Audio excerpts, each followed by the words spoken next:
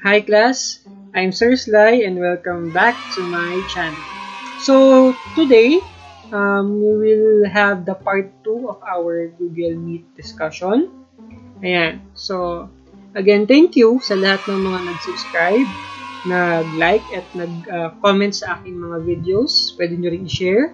If you're not yet a subscriber, hit that subscribe button and notification bell para updated ka sa mga future videos ko. Okay? Let's move on. Welcome! Are you excited for a fun learning session?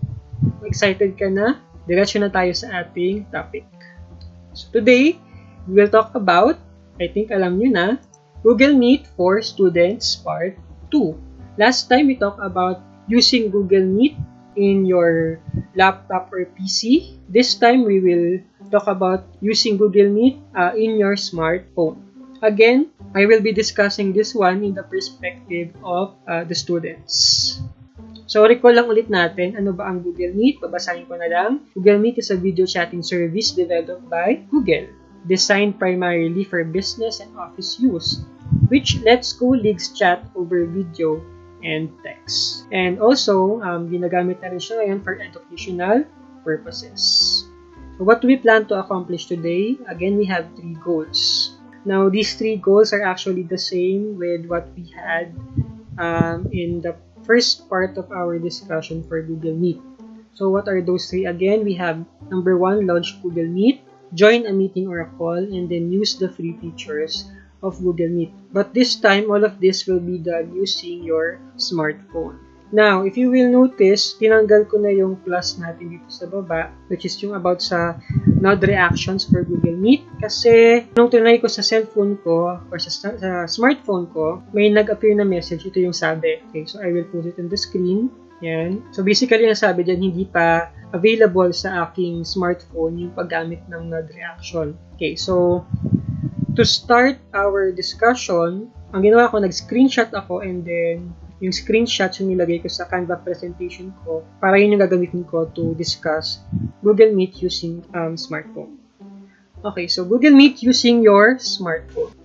The first thing that we have to do is to install the Google Meet application in our smartphone. Mag-download ng Google Meet sa Play Store. So, open the Play Store app, click nyo yan, and then, pag-click nyo yan, go to the search bar, and then type Google Meet. So, yung unang lalabas doon, yun na si Google Meet. I-click nyo na lang yun. And then, install Google Meet. Hindi ko na siya na-screenshot kasi prior to this, na-install ko na before pa si Google Meet. Now, once you open Google Meet, na-launch mo na siya sa iyong smartphone, ito yung makikita mo itong nasa gitna.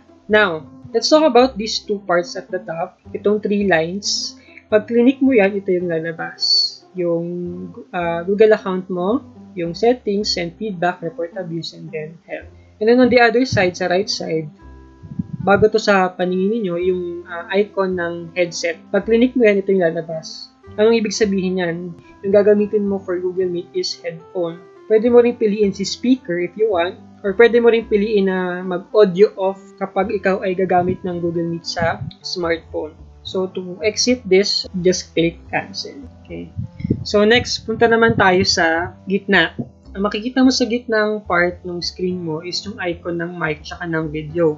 Again, kapag hindi sila naka-red or wala silang slash, ibig sabihin, naka-on yung mic mo at yung video mo. Pag meron namang red at merong slash, your mic and your video are off. Okay, so madali lang tandaan, di ba? So, let's move on.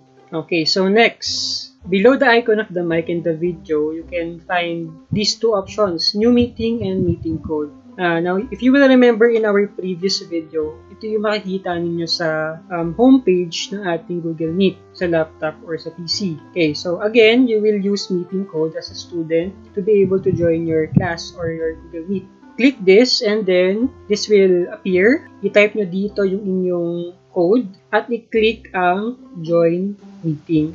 Now remember, you can also join your class, your meeting, using the link that will be given to you by your teacher. So ito siya, example. So you can just immediately click this link, or kung ang ginawa naman ng teacher nyo ay kopyahin lang yung code, tapos yun yung sinend niya dito sa Facebook Messenger, then you have to copy the code and then paste it here dito sa meeting code bar. Ito. Tapos pag na-paste mo na siya doon, and then you can just click join meeting. So that is how you join your class in Google Meet. Okay, so we are done with the first two parts of our goals for today. Let's proceed to the next. So once you join the meeting or your class, again, mayroong dialog box na mag-pop up or mag-appear. Same thing, katulad din sa PC or sa laptop. Ang nilalaman nun ay yung Google Meet link, okay? And then, ito yung makikita mong pinaka-home screen mo sa iyong Google Meet sa smartphone. So let's talk about the features starting from the top and then pababa. Itong icon na to, itong headset icon na to, katulad lang din sa nakita yung icon before you join your class. Again, kapag yung headset yung naka-appear dito na icon, ibig sabihin, you are using headset or a headphone. So, you just click cancel para bumalik kayo dito sa part na to. The next one is yung captions. Turn on captions. So, anong purpose nito? Again, para lagyan ng subtitle yung screen mo. Okay, nilalagay nyo ng caption. Next, itong tatlong dot na to, yung more options na icon. So, kapag click mo yan, ito yung lalabas. Switch camera, turn off captions, present screen, report a problem, report abuse, help, and then cancel.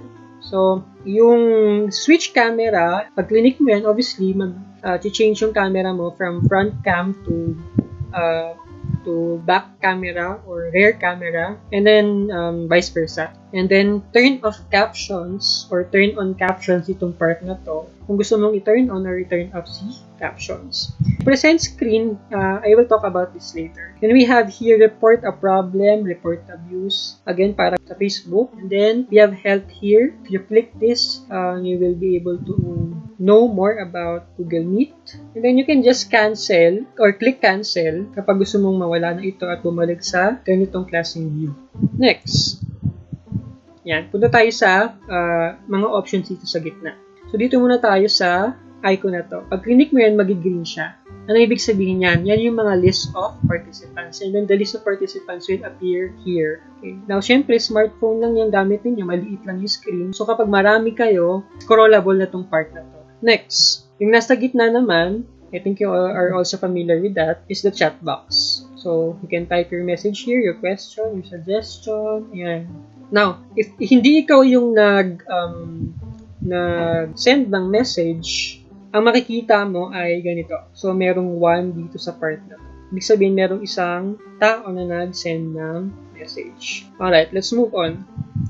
Yan. Ito sa part naman na to, visible dito yung icon ng details. So, pag click mo yung icon ng details or ng more details, ang lalabas ulit yan ay yung inyong Google Meet link. Ito sa part na to, Google Meet link. Ito naman yung code. Then sa baba, yung attachments. Like what I said in my previous video, dito mag-a-appear yung mga attachment na nilagay ng teacher ninyo na gagamitin nyo sa klase ninyo. We move on to the next slide. Ayan. So, balikan natin itong si present screen na makikita dito sa more options icon. So, si present screen, kapag click mo yan, mag-a-appear to. Okay? So, it says here sa dialog box, people will see everything on your screen including notifications. So, parang itong dialog box ay warning sign na anything na magpa-pop up sa screen mo ay makikita ng mga kaklase mo at ng teacher mo. So, next, pag click mo yung start presenting, ito yung mag-a-appear. Ang sabi dito sa dialog box, Meet will start capturing everything, lahat daw, lahat-lahat that's displayed on your screen. So, kung desidido ka nang i-share yung screen mo, then you can click Start Now. Alright? We move on to our last slide. Okay, so additional lang itong mga to. Another feature na gusto kong i-discuss dito is yung paggamit ng pin. Pag click mo kasi yung picture mo, lalabas itong pin na ito, itong icon ng pin.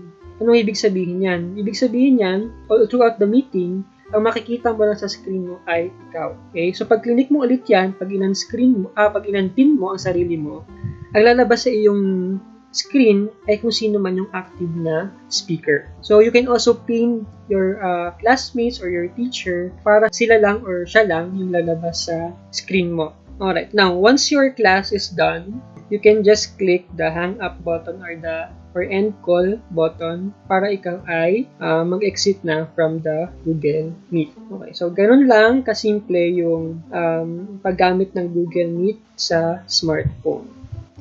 So that's it for our discussion about Google Meet using smartphone. So tapos na tayo mag-discuss about Google Meet using laptop or PC and then using smart. So again, if you have any suggestions for my future videos, feel free to comment it below. And if you like this video, please hit the like button and subscribe to my channel. Once again, I am Sir Sly.